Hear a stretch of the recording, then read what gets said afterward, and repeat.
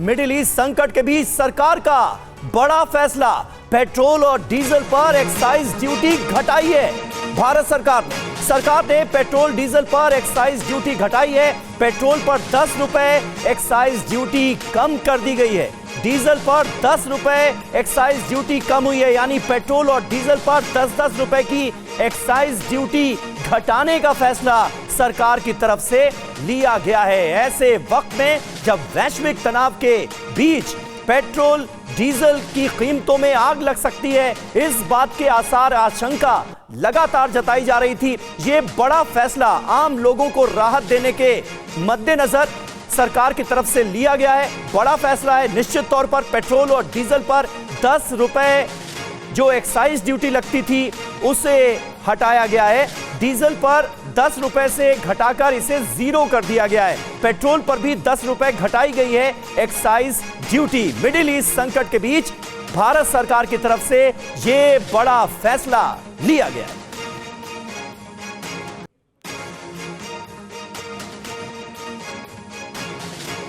और पीयूष पांडे हमारे संवाददाता इस वक्त हमारे साथ मौजूद हैं। पीयूष, निश्चित तौर पर यह एक बड़ा फैसला और आम लोगों को सरकार की तरफ से राहत देने की कोशिश।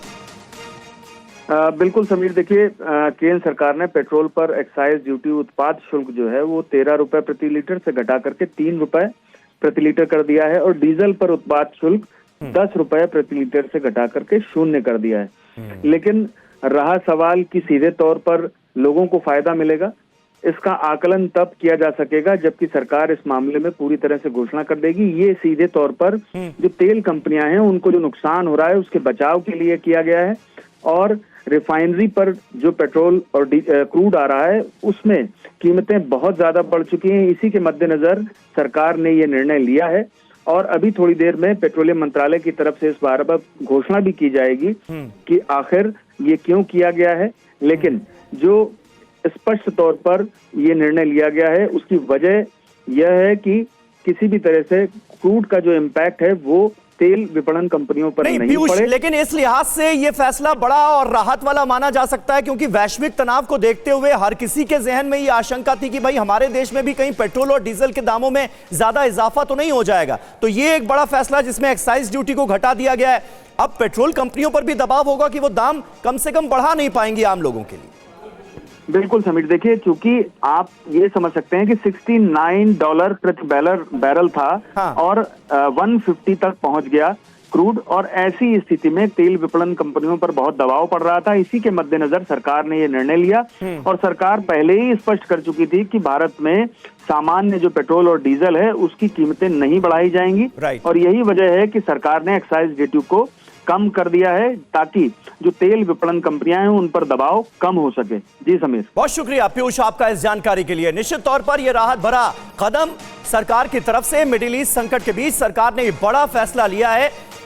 पेट्रोल और डीजल पर 10-10 रुपए एक्साइज ड्यूटी घटा दी गई है। डीजल पर तो 10 रुपए ही एक्साइज ड्यूटी थी, इसलिए वो 0 हो गई है, और पेट्रोल पर 13 रुपए से घटकर सिर्फ 3 रुपए एक्साइज ड्यूटी आ गई है। ये प्रति लीटर दामों के हिसाब से हम आपको जानकारी दे रहे थे। मिडिल ईस्ट की बात करें, वहां के हालातों की बात करें तो ईरान से जंग छेड़कर ट्रंप ने ऐतिहासिक गलती कर दी, और नतीजा क्या हुआ? नतीजा यह कि ग्लोबल तेल गैस इमरजेंसी पैदा हो गई। हॉर्मुज स्ट्रेट के पास जंग के कारण यह शिपिंग रूट संकट में आ गया। जी हां, ईरान ने उस पर अपना कब्जा जमा लिया है और दुनिया का महत्वपूर्ण ऑयल रूट ठप हो गया है। इस समय कच्चा तेल $100 प्रति बैरल के पार पहुंच चुका है। नतीजा यह है कि दुनिया भर में तेल गैस की कीमतों में भारी उछाल देखने को मिल रहा है। बिल्कुल, तेल गैस की कमी से वैश्विक मंदी का खतरा बहुत ज्यादा पैदा हो गया है। तेल गैस संकट से एशिया, यूरोप और अफ्रीका के देश बहुत ज्यादा परेशान हैं। जी हां, ईरानी हमलों से खाड़ी देशों में बड़ी तबाही मच रही, जिसकी तस्वीरें तो आप देख ही रहे हैं TV9 भारतवर्ष पर। इससे दुनिया के सबसे बड़े LNG उत्पादक देश कतर के गैस प्लांट को भारी नुकसान हुआ है, जिससे जंग बंद होने के बाद भी गैस सप्लाई पर असर जारी रहने की आशंका है, यानी इसके दूरगामी परिणाम देखने को मिलेंगे। और हालात को देखते हुए भारत ने 41 देशों से तेल आयात के लिए प्लान बी को लागू कर दिया है। सरकार ने दावा किया है भारत में तेल गैस की कमी नहीं होने दी जाएगी। जी हाँ, ये बड़ा फैसला है। तेल गैस की कीमतें जो हैं वो ना बढ़ें, इसके लिए भी सरकार की तरफ से तमाम कोशिशें की जा रही हैं। ईरान के ऊर्जा ठिकानों पर 10 दिन हमला नहीं करेगा अमेरिका। ट्रंप ने ईरान को मोहलत का दावा किया, कहा तेहरान ने बातचीत के लिए मोहलत मांगी है। 7 दिन के बदले मैंने 10 दिन का समय दिया, डोनाल्ड ट्रंप ने कहा है। ईरान ने बात नहीं मानी तो पावर प्लांट को तबाह कर दूंगा। यानी डोनाल्ड ट्रंप एक तरह से बोल रहे हैं कि वो दरिया दीदी दिखा रहे हैं। पहले मैंने 7 दिन का वक्त दिया था, लेकिन अब चलिए मैं 10 दिन का वक्त देता हूं, लेकिन अगर फिर भी ईरान नहीं माना तो फिर मैं पावर प्लांट पर हमला कर दूंगा। तो देखिए, मिडिल ईस्ट में महाजंग, पल पल बदल रहे हैं ट्रंप ने अब क्या कहा? 10 दिनों तक ईरान के एनर्जी इंफ्रास्ट्रक्चर पर हमला नहीं करेगा अमेरिका। दावा यह कि तेहरान ने उन्हें ऐसा करने का अनुरोध किया था, कारण ईरान से बहुत अच्छी बातचीत चल रही है, ये डोनाल्ड ट्रंप कहते नजर आ रहे हैं। पल में तोला पल में माशा। 23 मार्च एनर्जी इंफ्रास्ट्रक्चर पर हमला नहीं करेंगे, यह कहा था ट्रंप ने। समय सीमा कितनी दी थी? सिर्फ 5 दिनों की। 27 मार्च एनर्जी इंफ्रास्ट्रक्चर पर हमला नहीं करेंगे, यह कह रहे हैं, और समय सीमा 10 दिन तय करते नजर आ रहे हैं और बढ़ाते नजर आ रहे हैं। ट्रंप ने कहा है कि ईरानी सरकार के अनुरोध को देखते हुए वो 10 दिनों तक यानी सोमवार 6 अप्रैल रात 8 बजे तक हमले रोक रहे हैं।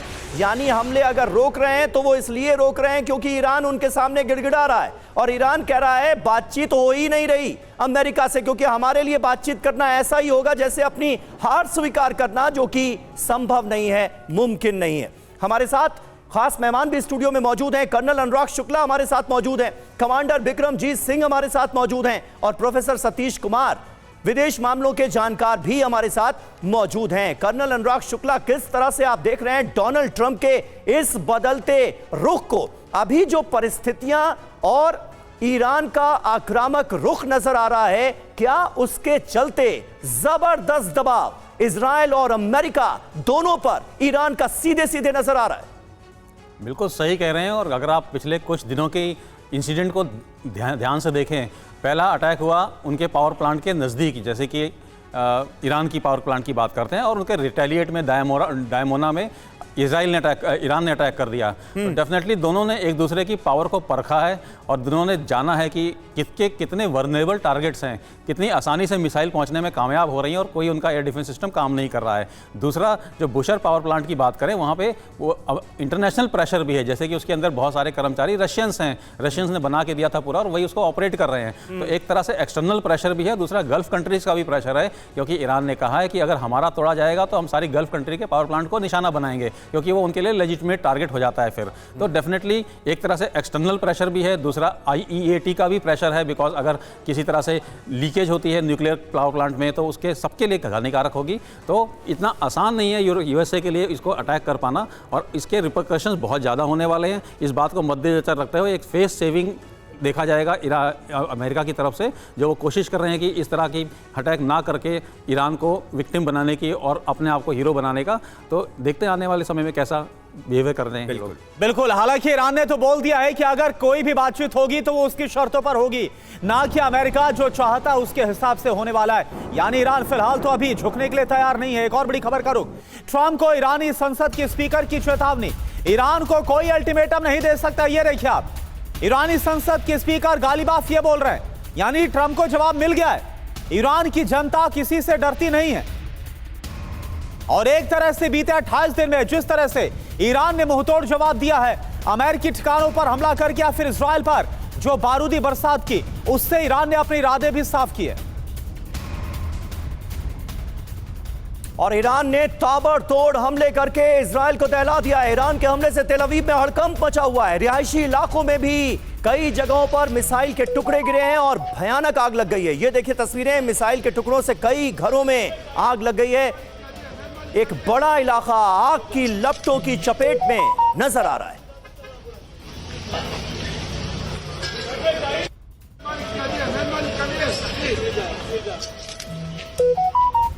और एक और बड़ी खबर, उत्तरी इजराइल पर हमले का नया वीडियो आपको दिखाते हैं। हमले के दौरान आसमान में हुए कई धमाके, इंटरसेप्टर के पलटवार से आसमान में हुए धमाके। उत्तरी इजराइल में रात भर बजते रहे अलर्ट सायरन। ये देखिए आप,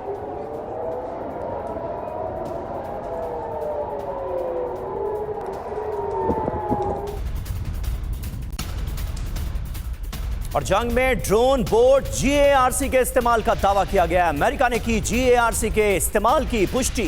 निगरानी और हमले में सक्षम है GARC ड्रोन। ईरानी नेवी पर हमले में इस ड्रोन का इस्तेमाल किया जा रहा है। और एक और बड़ी खबर, ईरान के काशवान में इजराइल की बमबारी। इमाम रजा स्ट्रीट पर IDF का सटीक हमला, ईरानी अधिकारी को निशाना बनाकर हमला। इजराइल की बमबारी में पूरी इमारत तबाह। ये देखिए आप।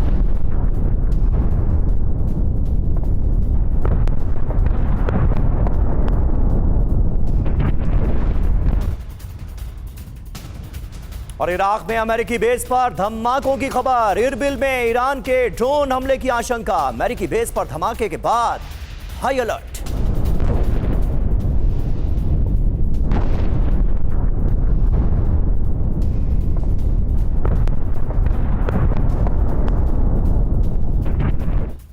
तो जंग में बुरी तरह से फंस गए डोनाल्ड ट्रंप आखिर क्यों यू टर्न ले रहे हैं? ईरान जंग के कारण अमेरिकी जनता बहुत ज्यादा नाराज है। तेल गैस की बढ़ती कीमतों ने जनता का असंतोष बढ़ा दिया है।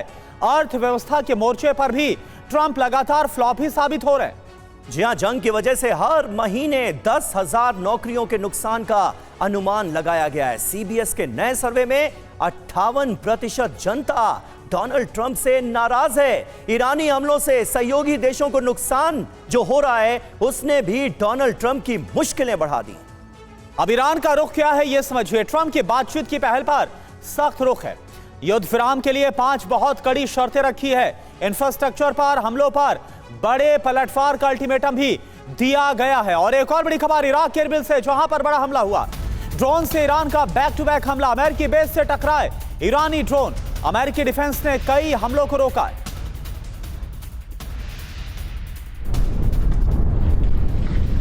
ये देखिए आप, तस्वीरें आपको हम दिखा रहे हैं।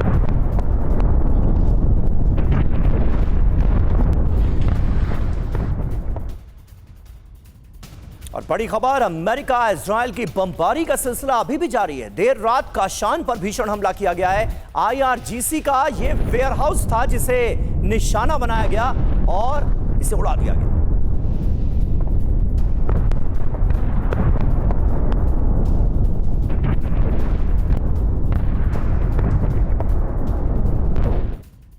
और एक और बड़ी खबर, टाइम्स ऑफ इजराइल का बहुत बड़ा दावा।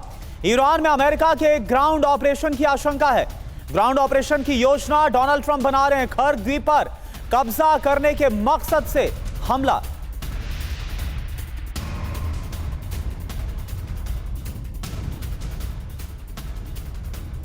और अमेरिका के ग्राउंड ऑपरेशन को लेकर ईरान अलर्ट है। IRGC ने पलटवार का पुख्ता प्लान बना लिया है। खतरनाक सैनिकों की तैनाती की प्लानिंग है। 10 लाख से ज्यादा सैनिक तैनात करने की तैयारी IRGC की तरफ से की गई है। ये देखिए, खतरनाक सैनिकों की तैनाती का ये बड़ा प्लान सामने आ रहा है। और IRGC ने दरअसल इस कदम के जरिए दुनिया को अपनी ताकत का भी एहसास कराया। 10 लाख से ज्यादा सैनिक तैनात करेगी IRGC।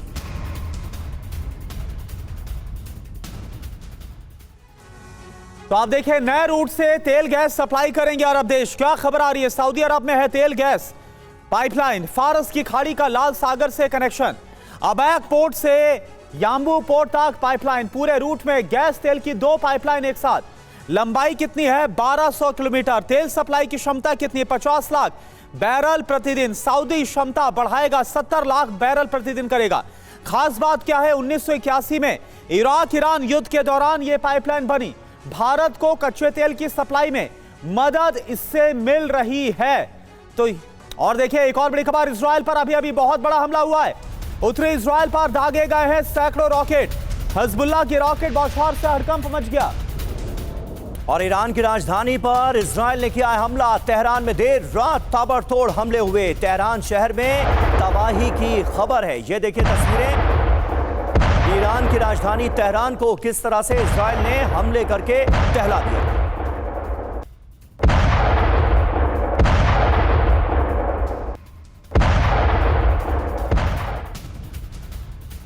और एक और बड़ी खबर, इजराइल के तेल अवीव पर हमला हुआ। लक्ष्य पर गिरी ईरान की मिसाइल। हमले से गैस स्टेशन में लग गई आग। और हिजबुल्लाह ने इजराइल पर हमले और ज्यादा तेज कर दिए हैं। देर रात लेबनान से दागे गए करीब 40 रॉकेट एक साथ। डिफेंस सिस्टम ने कई रॉकेट्स को इंटरसेप्ट किया है, लेकिन कई जगहों पर इन रॉकेट्स की वजह से नुकसान की भी खबर है। तस्वीरें आप देखिए, एक साथ लेबनान से दर्जनों रॉकेट्स दागे जा रहे हैं। और एक और बड़ी खबर, मिडिल ईस्ट में 10,000 अतिरिक्त सैनिक भेजने पर विचार। अमेरिका कर रहा ईरान के खर्ग द्वीप के आसपास होगी तैनाती। होर्मुज स्ट्रेट खुलवाने के लिए हो सकता है सैन्य ऑपरेशन। वॉशिंगटन जनरल ने इस बात का दावा किया है।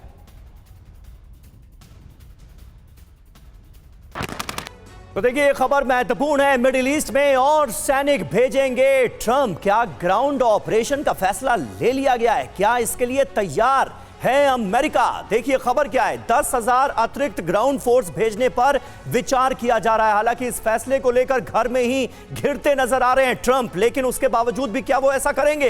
तैयारी तो है। 5,000 मरीन और 82वीं एयरबोर्न डिवीजन के जवानों से ये जुड़ेंगे। सैन्य काफिले में पैदल सेना और बख्तरबंद गाड़ियों को शामिल किया जाएगा। बिल्कुल, ईरान के खर्ग द्वीप के आसपास हो सकती है नए सैनिकों की तैनाती। जो जानकारी सामने आ रही, इसके अलावा ट्रंप लगातार ये बोल रहे हैं कि होर्मुज स्ट्रेट को अपने दम पर खोल देंगे, लेकिन क्या वाकई में ऐसा हो पाएगा? ये अपने आप में बड़ा सवाल है। कमांडर बिक्रमजीत सिंह सर, एक बात मुझे बताइए, डोनाल्ड ट्रंप जो कि इस वक्त अपने ही घर में यानी अमेरिका में घिरते नजर आ रहे, ना सिर्फ विपक्षी बल्कि उनकी पार्टी के सांसद भी विरोध कर रहे हैं जिस तरह से युद्ध छेड़ दिया गया है, और अब 10,000 सैनिकों को भेजने की तैयारी। कितना आत्मघाती हो सकता है अगर वाकई अमेरिका इसमें आगे बढ़ा तो?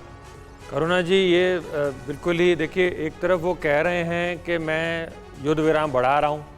पहले 23 को उन्होंने बोला 5 दिन के लिए अमेरिका कोई अटैक नहीं करेगा, लेकिन आप फिर भी अटैक्स की न्यूज़ सुन रहे हैं। अब वो कह रहे हैं मैंने 6 अप्रैल तक बढ़ा दिया है और उनको टाइम दे रहा हूँ ईरान को सोचने का कि टेबल पे आके बातचीत करें। साथ ही साथ 5,000 मरीन, 1,000 उनके एयरबोर्न डिवीजन के सैनिक। तो मुझे लग रहा है कि उनकी बातों पे इस वक्त यकीन नहीं किया जा सकता। कहने को तो वो लाइफलाइन दे रहे हैं ईरान को, लेकिन एक्चुअली उनके गले का फंदा वो टाइट करते हुए नज़र आ रहे हैं, क्योंकि वहाँ पे अपनी वो जो उनकी फोर्सेस हैं उनको मतलब वो ऑगमेंट कर रहे हैं। तो ये ईरान जो है उसकी स्थिति बड़ी सिंपल है, वो ये बातों में आने वाला नहीं है। जैसे कि न्यूज़ भी आ रही है, वो भी अपनी तैयारी तेज़ कर रहा है, क्योंकि उसे अभी वो एक लंबी जंग की तैयारी कर रहा है। क्योंकि अमेरिका कह रहा है कि वो खड़ग आइलैंड पे आना चाह रहा है, ईरान भी अपने वहाँ पे फोर्टिफिकेशन कर रहा है। और मेरी मान के चलिए कि उनका वहाँ से मेन लैंड तक एंटर करना इतना आसान नहीं होगा अमेरिका के लिए, क्योंकि वो एरिया चाहे जैसे कर्नल शंकर ने बताया कि वो 15-20 किलोमीटर का ही है मेन लैंड से, लेकिन वो एरिया माइंड है और वहीं से लैंडिंग कर सकते हैं अमेरिकी फोर्सेज। तो ईरान पूरी तरह रेडी रहेगा। और मेरा मानना है कि ये अगर युद्ध अभी वहाँ पे आए, मतलब अमेरिकी सैनिक अगर खड़ग पे आते हैं और उसके बाद ईरान एंटर करने की कोशिश करते हैं, तो उनके लिए काफ़ी हद तक ये आत्मघाती साबित हो सकता है। तो दूसरी बात आप देखिए, अभी बातचीत तो चल ही रही थी, उसके बाद भी इतने हमले हुए हैं, तो इस बार की ये बातचीत को ईरान क्यों मानेगा? ये नहीं मानेगा। और दूसरी बात जो इससे रिलेटेड बात थी डिग्री ऑफ प्रिपेयर्डनेस की। डिग्री ऑफ प्रिपेयर्डनेस की अगर हम बात करें, तो अब हम बात कर रहे थे कि जैसे आईडीएफ के कमांडर ने बताया कि वहाँ फटीग छा गया है, तो कहीं ना कहीं फटीग अमेरिकी सैनिकों में भी है और फटीग जो है वो ईरान में भी है, लेकिन वो उनकी बातें सुनने को तैयार ही नहीं है। 15 पॉइंट जो अमेरिका ने दिए हैं वो पॉइंट ऐसे नहीं है जो मान सके ईरान। तो मेरा ये मानना है कि लेकिन दोनों देशों को फिर भी बैठ के किसी को मध्यस्थता करानी चाहिए और हम लोगों को बैठ के, मतलब इन लोगों को बैठ के बात है सर। दबाव तो जबरदस्त है, इसमें कहीं कोई शक नहीं है इजराइल और अमेरिका दोनों पर। और देखिए, इसी से जुड़ा एक बड़ा बयान, बहुत बड़ी खबर हम आपको बताने जा रहे हैं। इजरायली सेना के प्रमुख एयाल ज़मीर ने चेतावनी दी है, कई मोर्चों पर सैन्य ऑपरेशन से परेशानी हो रही है, बिगड़ सकती है इजराइल की सुरक्षा व्यवस्था। ये खुद आर्मी चीफ कह रहे हैं इजराइल के। सुरक्षा कैबिनेट की बैठक में ज़मीर ने यह जानकारी दी है। ज़मीर ने खतरे के 10 पॉइंट्स पर देश को आगाह किया है। एक एक करके 10 वो पॉइंट सामने रखे गए हैं chief of army staff Israel की तरफ से, जिसने इजराइल पर मौजूदा दबाव को दुनिया के सामने ला दिया।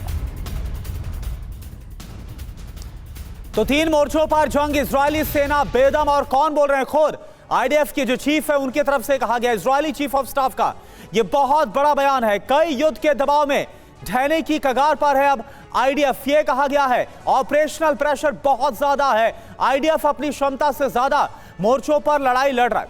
सरकार घायल सेना को युद्ध के मैदान में भेज रही है, यानी मैन पावर की बड़ी शॉर्टेज है, ये साफ तौर पर इंडिकेशन। जी हां, रणनीति जरूरी संसाधनों के बिना जंग लड़ी जा रही है इजरायली फोर्सेस की तरफ से, ये खुद आर्मी चीफ कह रहे हैं। लेबनान के मोर्चे में लड़ाकू सैनिकों की जरूरत है, वो हो नहीं पा रहा। वॉर जोन में रिजर्व सैनिक पूरी तरह से थक चुके हैं। सोचिए, आर्मी चीफ ये कह रहा है कि उसके सैनिक थक चुके हैं इस लड़ाई में। सेना के पास कई मोर्चों पर लड़ने के लिए सैनिक बचे ही नहीं हैं, ये कहा गया है इजराइल के चीफ ऑफ आर्मी स्टाफ जमीर की तरफ से। यानी कहीं ना कहीं इस वक्त 3 मोर्चों पर ये जो जंग लड़ी जा रही है, इसके चलते इजरायली सेना खुद को बेदम महसूस कर रही। बिल्कुल। और देखिए, एक और बड़ी खबर आपको बताएं, रूस के विदेश मंत्री सर्गेई लावरोव का बहुत बड़ा बयान। ईरान का सीरिया लीबिया जैसा हाल है, यह लावरोव की तरफ से कहा गया। बातचीत से ही मिडिल ईस्ट विवाद का हल होगा। तो रूस के विदेश मंत्री सर्गेई लावरोव भी बातचीत पर जोर देते नजर आ रहे हैं। और अहम खबर है, जर्मन चांसलर पर डोनाल्ड ट्रंप भड़के हुए हैं। जर्मन चांसलर को ट्रंप ने फटकार लगाई और कहा कि यूक्रेन युद्ध भी हमारी लड़ाई नहीं है। जर्मनी के चांसलर ने कहा था ईरान युद्ध हमारा नहीं है। ये देखिए किस तरह से अब डोनाल्ड ट्रंप की खींच निकल रही है अपने ही सहयोगियों पर। और देखिए, एक और बड़ी खबर, फिलिस्तीन की ओर दागी गई है कई मिसाइलें। इजरायली डिफेंस फोर्स ने पलटवार किया। वार पलटवार से आसमान में अंगारे नजर आए। ये देखिए आप, देर रात की तस्वीरें हैं जब फिलिस्तीन के आसमान में किस तरह से कई मिसाइलें आपको नजर आ रही हैं जो कि इंटरसेप्ट की गई।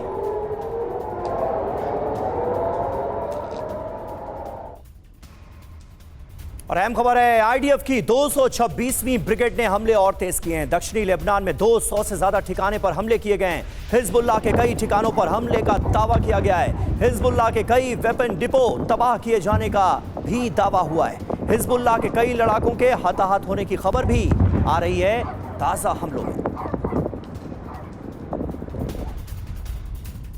ईरान के सैन्य ठिकानों पर प्रचंड प्रहार हुआ है। ऑपरेशन एपिक फ्यूरी का विध्वंसक वीडियो, 10,000 से ज्यादा ठिकानों पर हमले का दावा। सेंटकॉम ने हमले का वीडियो जारी किया।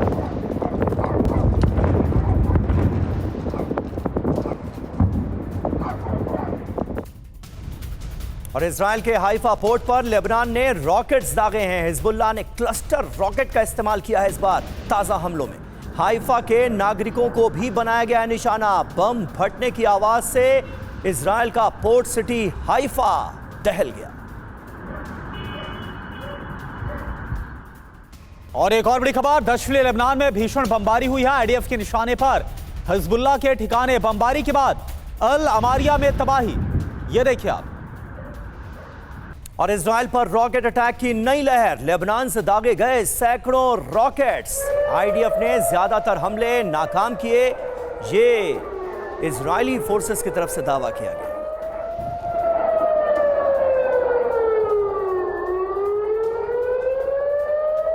भारत का तेल आयात रूट अब हम अपने दर्शकों को बता देते हैं कि यह 5 वर्ष में कैसे बदला है। करोड़ बिल्कुल सही। तो आपको ये बता रहे, देखिए हॉर्मुज स्ट्रेट की अगर बात करें तो देखिए एक एक करके जो खाड़ी देश से तेल है 2020 की अगर बात करें तो 61.1% जो तेल है वो यहां से आयात यानी कि जो इंपोर्ट है वो हो रहा था। 2025 में ये घटकर कितना हो गया? 33.6%। जी हां, तो देखिए कितना असर पड़ रहा है। हॉर्मुज स्ट्रेट से जो तेल आयात किया जाता है वो कैसे ये रूट 5 वर्ष में कितना बदलता हुआ नजर आ रहा है। खास बात यह है कि हॉर्मुज स्ट्रेट से तेल आयात जो है परसेंटेज हमने आपके सामने रखी, घटकर आधा हो गया है। सिर्फ 5 सालों में 61% से घटकर ये 33% तक पहुंच गया है। हॉर्मुज स्ट्रेट से तेल आयात आधा हुआ है 5 सालों का हमने बताया। अब 2020 से अगर हम देखें तो जो स्वेज नहर है यानी जो रूसी कच्चा तेल है वो आप जरा देखिए 2020 में जहां ये 0 था और वहीं 2025 में बढ़कर यह 27.1% यानी एक तरह से जो निर्भरता है वो खाड़ी देशों से शिफ्ट होकर रूसी कच्चे तेल की तरफ गई है, वो साफ नजर आ रहा है। बिल्कुल, स्वेज नहर के रास्ते रूसी तेल का आयात 0 से 27% तक पहुंचना, ये इस बात का सीधा प्रमाण है जिसका जिक्र करुणा कर रहे थे। बाल्टिक सागर के रास्ते भारत का दूसरा सबसे बड़ा आयात मार्ग ये बन चुका है। हमारे साथ तमाम खास मेहमान मौजूद हैं। प्रोफेसर सतीश, किस तरह से देखते हैं आप इस पूरे डेवलपमेंट को? हॉर्मुज स्ट्रेट को लेकर अभी जिस तरह की बाधाएं हैं, जिस तरह की सीमाएं हैं और अमेरिकी सैंक्शंस का ईरान पर जो बड़ा भयंकर असर पड़ा हुआ है, वो आने वाले वक्त में क्या गुल खिलाएगा? क्योंकि अभी तो आशंका इसी बात की है कि तनाव जो है वो और ज्यादा बढ़ेगा ही। बिल्कुल, देखिए, हम अपने खनिज संपदा का आयात दो महत्वपूर्ण रूट से कर रहे हैं और ये भी बात सच है कि हरमुज पर हमारा डिपेंडेंस आज भी बहुत ज़्यादा है। इसलिए भी है क्योंकि रसा यूक्रेन वार के संदर्भ में अमेरिकी डिप्लोमेसी जिस तरीके से भारत पर हावी हुई और भारत को कुछ हद तक एक कॉम्प्रोमाइजिंग मोड में आना पड़ा, तो वो रास्ता थोड़ा सा धीमा हुआ। तो कहने का अर्थ कि आज भी अगर हार्मुज पूरी तरह से तंग हो जाता है तो भारत में तेल और गैस की कीमतों का दाम बढ़ेगा और परिस्थितियां बड़ी प्रतिकूल होंगी। और कई बार हमारे प्रधानमंत्री के स्टेटमेंट से भी इसके निर्देश संकेत नजर आते हैं। लेकिन लार्जर पिक्चर में अगर हम देखें, अगर इस वार के नैरेटिव्स को देखें तो हमको लगता है कि इस नैरेटिव्स में ईरान अमेरिका से बहुत आगे है। दूसरी महत्वपूर्ण बात कि ईरान दुनिया के सबसे शक्तिशाली देश को बिना हराए हुए, ये ईरान कभी नहीं कहता कि मैं इस युद्ध को जीत रहा हूं, लेकिन उस युद्ध को इतना प्रोलॉन्ग और इतना कॉम्प्लेक्स बना दिया है जिसमें अमेरिका की हार खुद ब खुद हो रही है, जिसे हम फुटबॉल में सेल्फ गोल कहते हैं। और वो वही काम ट्रंप लगातार कर रहे हैं। जो 10 दिनों की मोहलत उन्होंने दी है, वो तेल का जो निर्यात है वो उसका सबसे बड़ा जो अंश है वो चीन पहुंच रहा है और चीन से पहुंचने के बाद वो पैसा ईरान को मिलेगा। उसी पैसे से ईरान हथियार खरीद रहा है और उसी हथियार से अमेरिका से लड़ रहा है। तो कहने का अर्थ कि ये स्पाइरल है और इस स्पाइरल में ट्रंप पूरी तरह से फंसते हुए दिखाई दे रहे हैं। बिल्कुल, और यही वजह है कि किसी तरह से एग्जिट करने की कोशिश, भले वो दिखाने की कोशिश करे कि हम मौका दे रहे हैं, आओ बातचीत करो। और इन सब के बीच एक बहुत बड़ी खबर है। देखिए, भारत के लिहाज से बड़ी खबर आ रही है। ईरान भारत के बीच फिर से शुरू हो गया है ईंधन व्यापार और ये बहुत राहत की खबर भी है। इस हफ्ते पहुंच जाएगा पहला एलपीजी कार्गो भी। भारत के लिए बहुत राहत वाली खबर। 2019 से बंद था ईरान से तेल आयात। 2018-19 में अमेरिका ने ईरान पर कड़े आर्थिक प्रतिबंध लगाए थे। भारत को मजबूरन ईरानी तेल आयात को बंद करना पड़ा था। युद्ध शुरू होने के बाद अमेरिका ने तेहरान के क्रूड ऑयल से प्रतिबंध को हटाया।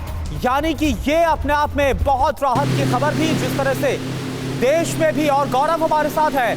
गौरव, हालांकि सरकार की तरफ से आश्वासन जरूर दिया जा रहा है, लेकिन अलग अलग तस्वीरें भी आ रही है जहां लोगों के बीच ये दहशत या अफवाहें हैं कि आखिर कल क्या होगा। इन तमाम आशंकाओं के बीच ये जो खबर है, ये कितनी राहत वाली? बहुत राहत वाली है करुणा। देखिए, वैसे ही भारत में आप देखिए और दुनिया के दूसरे देशों में भी अभी कच्चे तेल का और एलपीजी का क्राइसिस हो रहा है। हालांकि भारत सरकार कह रही है कि देश में कच्चे तेल की कोई कमी नहीं है, लेकिन ऐसा अगर लंबा खिंचा तो जाहिर सी बात है वो संकट दिखेगा। उस बीच ईरान से कच्चे तेल की खरीद होना या एलपीजी की खरीद होना ये बताता है कि भारत ने अपनी सप्लाई लाइन को और सुनिश्चित किया है। रॉयटर्स के मुताबिक जो देश की सबसे बड़ी प्राइवेट रिफाइनरी है रिलायंस, उसने भी ईरान से करीब 50 लाख बैरल तेल खरीदा है जो जल्दी भारत आएगा। और भारत की जो सरकारी कंपनी है इंडियन ऑयल, उसने एलपीजी से भरा एक कार्गो खरीदा है और उसमें बीपीसीएल की भी साझेदारी होगी। सप्लाई उसको भी किया जाएगा। करीब 43,000 टन का पहला कार्गो उन्होंने लिया है। 2018-19 में अमेरिका ने ईरान पर तमाम प्रतिबंध लगा दिए थे। उससे पहले ईरान भारत का नंबर 2 का निर्यातक था, जिससे भारत गैस और तेल लेता था। लेकिन उस प्रतिबंध के बाद भारत को भी ईरान से तेल खरीद बंद करनी पड़ी, दूसरे देशों की तरफ डाइवर्ट करना पड़ा। लेकिन अब, क्योंकि अभी आपने सुना होगा अब्बास अरागची का भी एक बहुत बड़ा मैसेज था कि हम दोस्त देशों के लिए हॉर्मुज को बंद नहीं कर रहे हैं, दुश्मन देशों के लिए बंद कर रहे हैं, जिसमें उन्होंने रूस, चाइना और भारत का को संकेत देते हुए कहा था कि भारत इनको सप्लाई की जा सकती है। अब डायरेक्ट ईरान से सप्लाई आना, क्योंकि अमेरिका ने अभी इस जंग शुरू होने के बाद ईरान के तेल पर प्रतिबंध हटाया 1 महीने के लिए, और वो एक बड़ा एक अच्छी विंडो है जिसको अभी बिल्कुल, और इसका एक फायदा भी देखने को मिल रहा है। बहुत राहत की खबर जैसा गौरव आपने बताया, 2019 से जो व्यापार बंद था ईरान के साथ जिस तरह से ऊर्जा को लेकर, लेकिन अब जो ईंधन व्यापार उस पर बात हो गई है और ये बड़ी राहत की खबर। बहुत बहुत शुक्रिया आपका इस पूरी जानकारी के लिए। जी, और अपने तमाम खास मेहमानों का भी शुक्रिया अदा करना चाहेंगे हमारे साथ इस चर्चा का हिस्सा बनने के लिए।